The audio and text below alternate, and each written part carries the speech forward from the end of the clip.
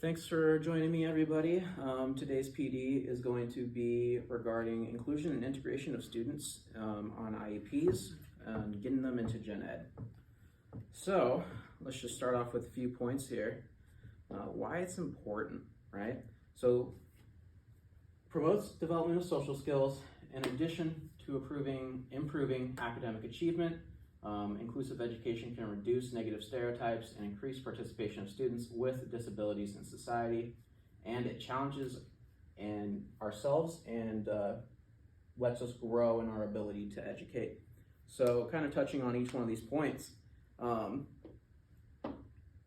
working with others, understanding personal space, developing manners, and listening are all really big social skills that some of our kids don't really have much opportunity to learn when they're in a self-contained classroom. By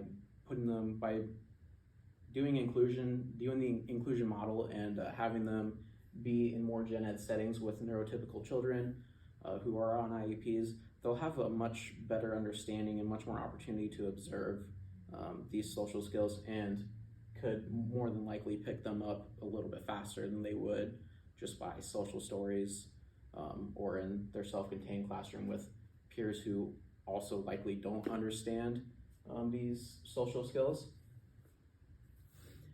In terms of improving academic achievement, with the history of behavior escalation that we've seen the past few years here at Shirley, there have been many students and staff who view a lot of our self-contained classes and the students as bad kids who misbehave, or they're in a class that have no sense of order. When that's just really not the case. I think by working on integration and inclusion, we can show gen ed students and even a lot of our teachers that students on IEPs and self-contained classrooms don't always fall into the stereotype that we've created over the past few years. And that just because they are in a self-contained doesn't mean they're a bad child. I know that there have been difficulties with nonverbal kids and them escalating behaviors because maybe we can't understand them. They're frustrated because they can't communicate, and so from an outside perspective, I understand how easy it is for a stereotype like this to build up. But as educators, one of our values is just grace and being empathetic and trying to understand these kids. And when we can do that, I think that we can make big strides like this and break a lot of those stereotypes. More importantly, I know better than most people how frustrating and challenging it can be to adapt content and provide individualized instruction to our IEP kiddos or our self-contained kiddos.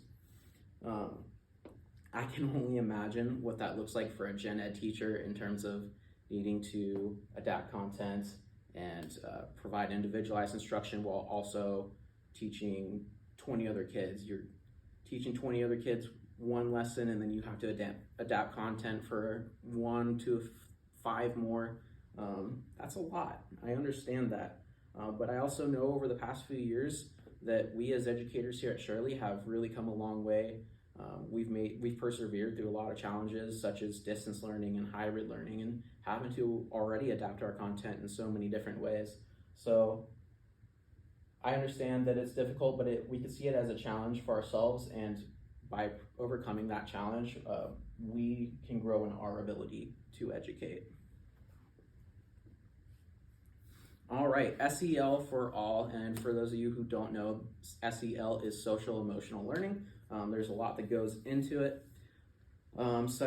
but our main goals for SEL and inclusion would be helping students understand social cues and norms in society, teaching students to build relationships and learn, build leadership and empathy among students, and reduce the stigma and increase self-esteem of special ed students.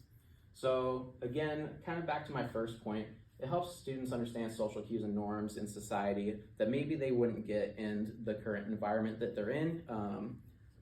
A lot of students living with ASD or autism spectrum disorder already have difficulties understanding social cues and norms. and that's quite the majority of our special ed population. And so in a self-contained class, there's much less opportunity for them to learn from their environment or by observing their peers. By providing opportunity for inclusion, students will have more chances to pick up on more social cues from their neurotypical peers and peers who understand those already. We will teach students to build relationships and learn by doing more inclusion. Students in self-contained classrooms generally don't see their gen ed peers except for recess, and that's only in some cases.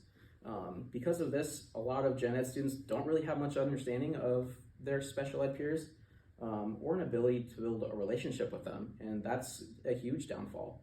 By using the inclusion model, it would be much easier to facilitate relationship building among students, whether that be in class, at recess, PE, integrated music, electives, just because we can facilitate group work, group projects, and even friendships at a recess. There's plenty of kids that could use a buddy out there, and other kids that would be happy to be that buddy. Again, it builds leadership and empathy. A lot of, as I said, we've seen a lot of behaviors, not only from our special ed students, but also from our gen ed students. And a lot of that has to do with their age and where they're at. And I think that by doing the inclusion model, this can also benefit our gen ed students in becoming more of a leader and building empathy for others.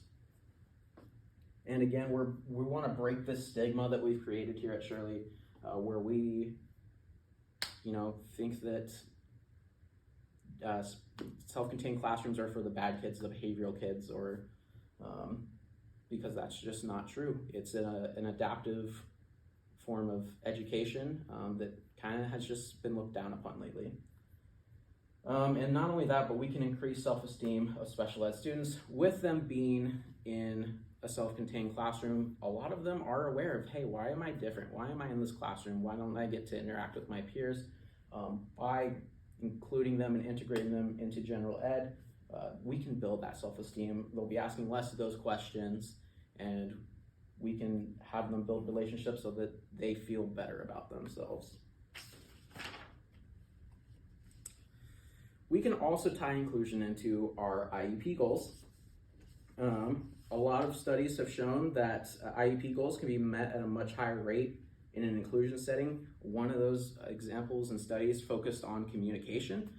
Communication is a big one, that we have a lot of kiddos who have troubles communicating verbally or just getting their words out to express their needs. And so that has been shown, a lot of IEP goals have been shown to be met at a high rate because of that.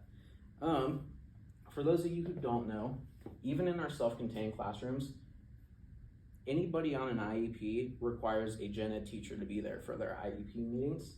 And so a lot of times we're having gen ed teachers come into these IEP meetings who really have never met the student. They don't have much interaction with the student. So by doing inclusion, we have more eyes to monitor the progress. We have IAs, we have teachers, we have even administrators who come into the building and observe. And so this gives any gen ed teacher that participates in an IEP the opportunity to see the academic progress and growth that our students are making, and just get a better understanding of the student as a whole, compared to just being told something or joining a meeting and not really having any insight.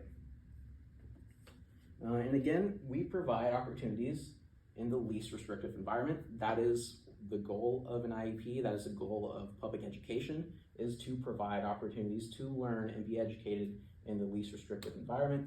When you're in a self-contained classroom, there are a lot of other safety measures that unfortunately do make things more restrictive, and that can be difficult. Last but not least, how can we do this? How can we go about including our kids in gen ed? A lot of it's going to have to come down to special education teachers and gen ed teachers collaborating. We're going to have to adapt instruction. We're going to have to apply accommodations. All those are in the IEP. I know that it can be difficult to make that happen, especially when you're managing 30 other students.